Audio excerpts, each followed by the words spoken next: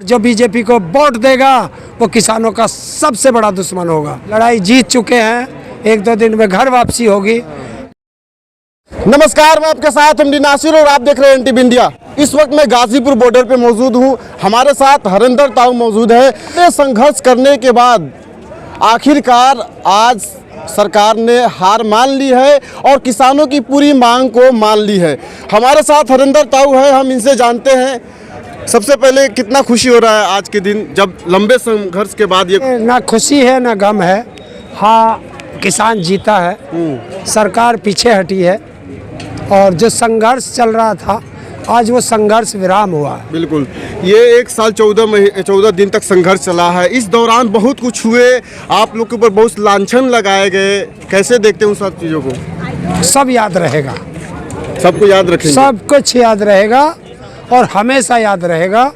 लेकिन जो देश का प्यार मिला इस आंदोलन से और इस आंदोलन को करने में सबका सहयोग रहा, पूरे देश के लोगों को दिल से धन्यवाद। आपने ठंडी के दिनों में शुरुआत की थी आंदोलन की। इन चारों मौसम में कितना कठिन रहा आपका दौर? ये देखिए, कठिन तो रहता है, घर से बाहर सड़कों पे रहना अच्छा नहीं लगता, लेकिन देर आए दुरुस्त आए। सरकार को आखिरकार मानना पड़ा कि सरकार गलत थी, किसान सही था। ये सरकार के भी चाहने वाले, भाजपा के कह लीजिए लोग चाहने वाले, जो आप लोग को खालिस्तानी, पाकिस्तानी, आतंकवादी, बहुत सारे लफ्जों से, शब्दों से आपको नवाजा गया था, नवाजता था, बहुत कुछ कहते थे। वैसे लोग को क्या कहेंगे आप? ऐसे लोगों की ये बात ना करें जिनको देश ही नहीं देखता, जिनकी बात को देश नहीं सुनता, तो उनके बारे में क्या चर्चा करना। जिनका कोई वजूद नहीं, वो देश के किसान पर उंगली उठाता है। तो लोग तो आपको किसान ही नहीं मानते थे। आज क्या है, क्या है? उनसे हमारा कोई वास्ता भी नहीं था। वो मान ना मान, मैं तेरा मेहमान वाली बात कर रहे थे। तो ऐसे लोगों को हम तवज्जो नहीं देते, क्योंकि ये देश का किसान है। जो प्रधानमंत्री की नहीं सुनता तो इनकी तो औकात क्या थी औरों की। और इस दौरान में बहुत सारा मेन स्ट्रीम मीडिया हो गया, जी न्यूज़ हुआ, और भी कह लीजिए जिन्हें गोदी मीडिया कहते हैं, उन लोग वैसे मीडिया ही आपको खालिस्तानी कहते थे। वैसे मीडिया को क्या कहेंगे आप? और देख लें कि ये खालिस्तानी खड़ा है, ये पाकिस्तानी खड़ा है, ये टुकड़े टुकड़े गैंग खड़ा है, ये माओवादी खड़ा है, ये नक्सली खड़ा है, ये भेड़िया खड़ा है। और हमने पहले ही कहा था कि भेड़िए कहोगे तो भेड़िए के सामने आओगे तो पाड़ के खा जाएगा। और पहले दिन कहा था और आज भी कह रहा हूँ कि हमारे ट्रैक्टर में बैक गियर नहीं थे। हमने कहा था जीत के जाएंगे, जीते। दुख इस बात का है कि इस लड़ाई को जीतने के लिए 700 से ज़्यादा हमें अपने योद्धा खोने पड़े, उनके शहीद हो गए। उसका बहुत दुख है कि जब मैं कल परसों अपने घर जाऊंगा तो मेरे घर वालों को तो आज पता चल गया होगा या शाम तक चल जाएगा कि लड़ाई जीत चुके हैं, 1-2 दिन में घर वापसी होगी। लेकिन वो परिवार क्या सोच रहे होंगे जिनके योद्धा इसमें शहीद हो गए। खुशी उस दिन होती कि हमारे सारे योद्धा हमारे साथ होते और इस लड़ाई में उनकी शहादत ना हुई होती। और जो उन 700 से ज़्यादा किसानों की शहादत को भूल जाएगा वो किसानों का दुश्मन होगा। जो लखीमपुर खीरी घटना को भूल जाएगा वो किसानों का दुश्मन होगा। और जो 13 महीने की तपस्या को भूल जाएगा वो किसानों का दुश्मन होगा। और जो बीजेपी को वोट देगा वो किसानों का सबसे बड़ा दुश्मन होगा। अच्छा, आप लोग की एक मांग थी कि हमारे जो किसान शहीद हुए हैं उसके लिए प्रधानमंत्री क्षमा मांगे। क्या उन्होंने मांगा क्षमा? क्षमा तो उन्होंने पहले मांग ली थी किसानों से, लेकिन शहीद जो हुए थे उनके लिए माफ़ी मांगी उन्होंने। तो हम ही क्या उसे कभी माफ़ करेंगे? तो क्या किसान अभी माफ़ नहीं करेंगे क्या? कभी जीवन में माफ़ नहीं करेंगे, क्योंकि किसान कौम की एक खासियत है कि ये किसी से दुश्मनागी करती नहीं, और अगर कर लेती है तो 300 साल तक भूलती नहीं। तो ये कैसे भूल जाएगा? इसका मतलब है कि अभी भी आप लोग के दिलों में वह दुख दर्द है। वो तो रहेगा। मैं फिर कहा कि जब मैं घर जाऊंगा और जो मेरे परिवार के 700 से ज़्यादा किसान शहीद हुए हैं वो पूछेंगे कि तुम्हारी साथ गए थे हमारे परिवार के लोग, आज तुम घर आए हो तो हमारे कहाँ हैं, क्या जवाब दूंगा। ये दुख बहुत ज़्यादा है, इसको मैं शब्दों में बयान नहीं कर सकता।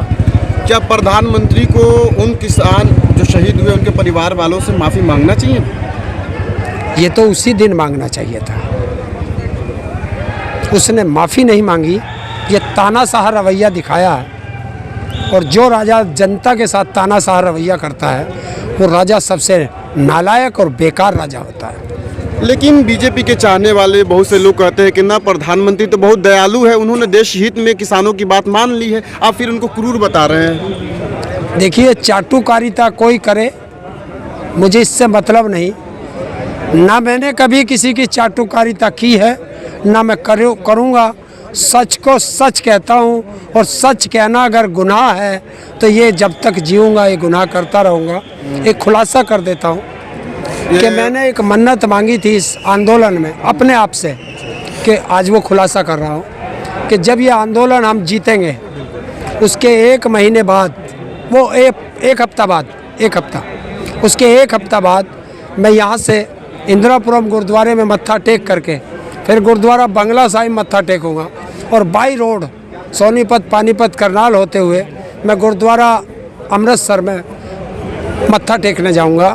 तो मैं कल फेसबुक लाइव आकर के ये पूरी घोषणा करूँगा, समय की और डेट की। अच्छा, जिन किसानों की शहादत हुई है उनके परिवार वालों से भी जाकर मिलेंगे आप? देखिए, कोशिश करूँगा, क्योंकि मैं किस तरह का आदमी हूँ पूरे आंदोलन के मेरे साथी जानते हैं। मैं इतना साधन संपन्न व्यक्ति नहीं हूँ कि मैं अपने सभी परिवारों से जाके मिल सकूं, लेकिन मैं उन परिवारों से एक चीज़ का वादा देता हूं, हाथ जोड़ के माफ़ी मांगता हूं कि मैं आपके परिवार के व्यक्ति को वापस नहीं ला सकता, लेकिन ये ताऊ जब तक जिएगा उस परिवार को भूल नहीं सकता। और उस परिवार को एक वादा करता हूं, आज पहली बार कर रहा हूं, कि ईश्वर ना करे उस परिवार को कभी ऐसी ज़रूरत पड़े तो इस ताऊ के शरीर के जिस अंग की भी उस परिवार को ज़रूरत पड़ेगी, ताऊ का नंबर सबके पास है, अपने हाथ से निकाल के दे दूंगा, जब चाहे जब ले ले, क्योंकि मेरा शरीर पूरे देश के लिए है और मैं देश के लिए हूँ। बिल्कुल। तो जो मजलूम है, जिनके ऊपर जुल्म होता है, उनके साथ अभी भी खड़े रहेंगे, उसके लिए आप आवाज़ हमेशा बुलंद करते रहेंगे? मैंने ये अपना शरीर भारत के नाम कर दिया है, जिसको मेरी ज़रूरत हो और जितनी मेरी हैसियत है हमेशा उसके साथ खड़ा रहूँगा, कभी पीछे नहीं हटूँगा, मरते दम तक। अच्छा, एक अंतिम सवाल लेता हूँ। उत्तर प्रदेश के सीएम ने कहा था, धमकी भी दिया था कि बक्कल उधेड़ देंगे, तो वैसे लोगों को क्या कहेंगे जो बक्कल उधेड़ने की जब चाहे जब बक्कल उधेड़ ले, बक्कल उतर जाएगा, हड्डी बचेंगी, और ये दधीची की हड्डी है, पता नहीं कब सरकार के खिलाफ हथियार बन जाए, इनको ये नहीं पता। उत्तर प्रदेश चुनाव में क्या अब किसान भाजपा को वोट करेंगे? देखिए, मैंने पहले ही कहा है कि जो भाजपा को वोट करेगा वो किसानों का सबसे बड़ा दुश्मन होगा। उत्तर प्रदेश चुनाव में भाजपा के विरोध में प्रचार करूंगा। ये मेरा मतलब भाजपा के विरोध में क्यों करता है? अगर मैं भाजपा को हरा पाया उत्तर प्रदेश के अंदर, तो ये मेरे 700 से ज़्यादा किसानों को मेरी तरफ से श्रद्धांजलि होगी। अच्छा, अंत में देश को आप क्या संदेश देना चाहेंगे? अब किसान घर कब जा रहे हैं? आज जा रहे हैं, कल जा रहे हैं, कब जा रहे हैं देश? 11 तारीख से किसान अपने घर वापसी की तरफ चलेंगे, और सभी किसानों से अनुरोध है शांतिपूर्वक संयम से अपने घर जाएं, अपने परिवार में जाएं 11 तारीख से, और हमेशा किसानों के आंदोलन की तरफ नज़र भी बना के रखें कि सरकार अगर धोखा करती है तो 4 लाख ट्रैक्टर भी वही है और देश का किसान भी वही है। और वोट की चोट का भी ध्यान रखना, क्योंकि इनको हराना भी ज़रूरी है। पता नहीं चोर चोरी छोड़ देता है, हेरा फेरी नहीं छोड़ता है, तो उस हेरा फेरी से भी सावधान रहें। तो आप सुन रहे थे हरिंदर ताऊ जी को, ये कह रहे हैं कि खुशी भी है, दुख भी है। खुशी इस बात की है कि लंबे समय संघर्ष करने के बाद आज किसानों ने जीती है और सरकार हार मान ली है। दुख इस बात की है कि 700 से ज़्यादा जो किसान हमारे शहीद हुए हैं, हम उनको खोए हैं, उनको वापस हम नहीं ला सकते हैं।